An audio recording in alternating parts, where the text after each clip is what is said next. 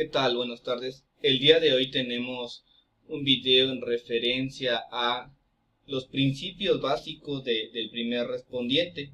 Vamos a comentar algunas nociones básicas de quién es el primer respondiente, cuáles son sus facultades y atribuciones, todo ello con base al Protocolo Nacional del Primer Respondiente y doctrina especializada en el primer respondiente.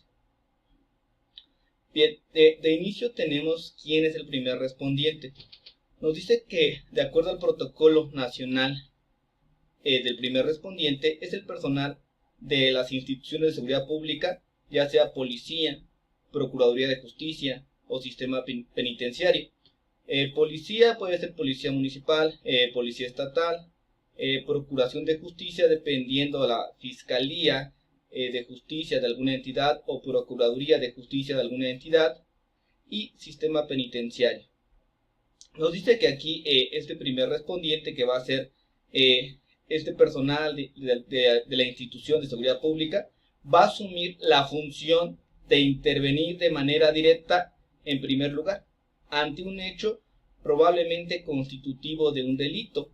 Y aquí recordemos que el delito va a ser la conducta típica, antijurídica y culpable que contemplan los códigos penales o el Código Penal Federal de nuestro país.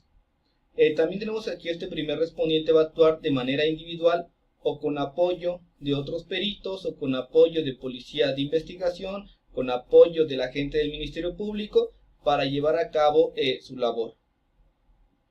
Tenemos que dentro de las funciones del primer respondiente va a estar la recepción y corroboración de una denuncia, la recepción de indicios, evidencias y objetos o instrumentos del delito, la detención en flagrancia y localización de instrumentos producto de la probable comisión de un hecho delictuoso.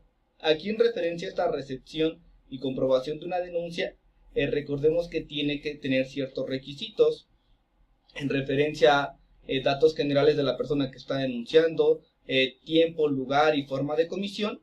En referencia a omitir estos datos de la persona que está denunciando, sería en el supuesto que sea una denuncia mediante la cual no se quiera conocer los datos de esta persona, puede ser que esté en reserva.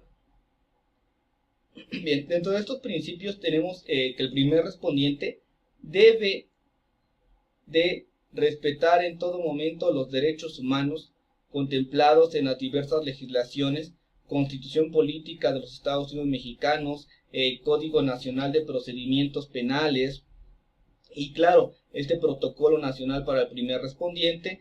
También debe de saber manejar lo que sería el informe policial homologado, saber cómo llenarlo y en qué casos se va a llenar este informe policial homologado. También el primer respondiente debe de acatar ciertos principios y niveles para el uso de la fuerza. No tan solo va a hacer un uso de la fuerza de manera desproporcional o desmedido. Uno de esos principios tenemos que es el principio de oportunidad. Es en referencia a que debe de haber una acción oportuna para neutralizar un daño inminente. Aquí un daño inminente, lo que está sucediendo, una persona está siendo agredida al instante, primer respondiente se percata y debe de hacer uso de la contención de esa violencia, de esas agresiones. En referencia también a estos principios, el principio de necesidad, solo debe de usar la fuerza cuando sea necesario.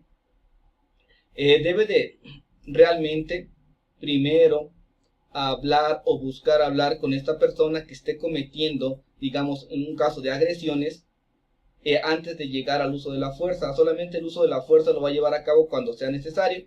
Primero se acerca a la persona en referencia a tratar de disminuir de alguna forma los actos que está cometiendo, estas agresiones, pero si está de alguna forma agrediendo a alguien con algún objeto o con algún arma, obviamente tiene que actuar en referencia a ese grado de violencia que está ejerciendo esta persona.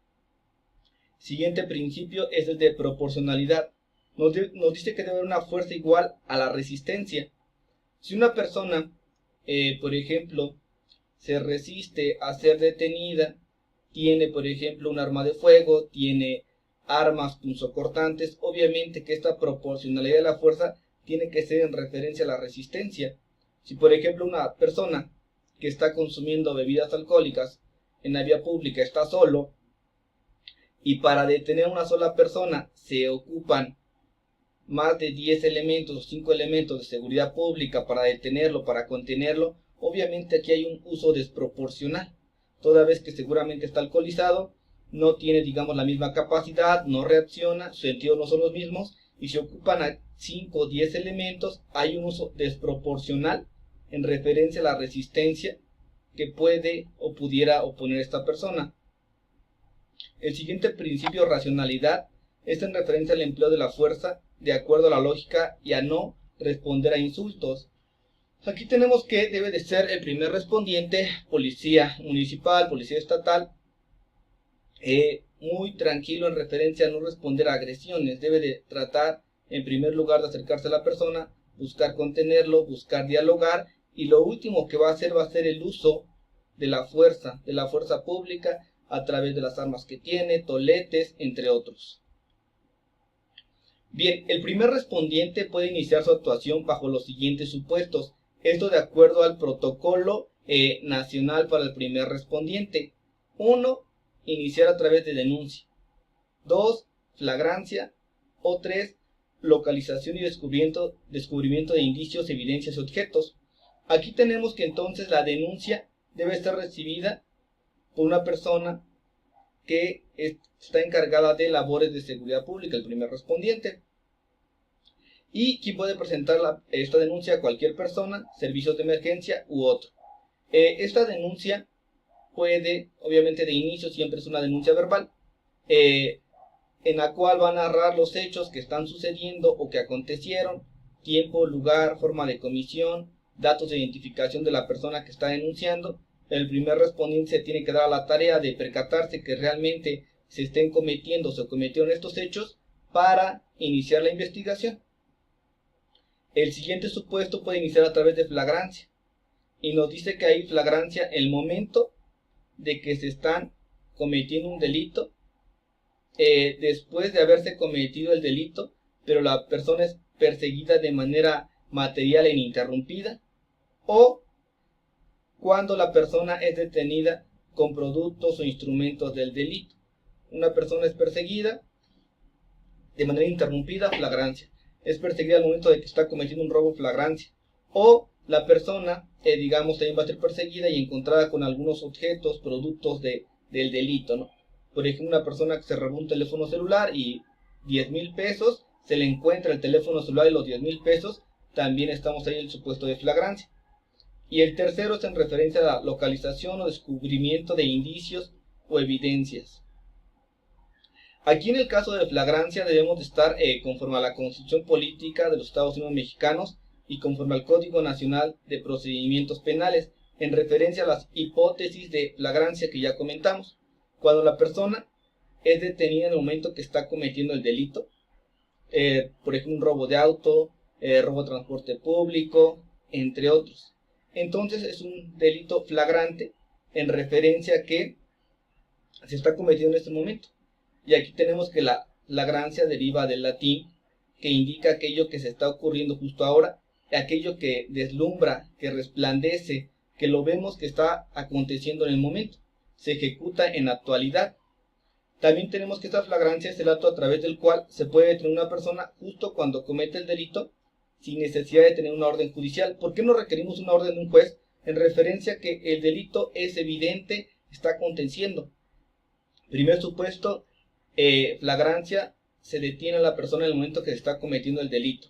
Segundo, es perseguida a la persona de manera ininterrumpida para detenerlo posteriormente, o es encontrado con indicios u objetos del delito que acaba de acontecer.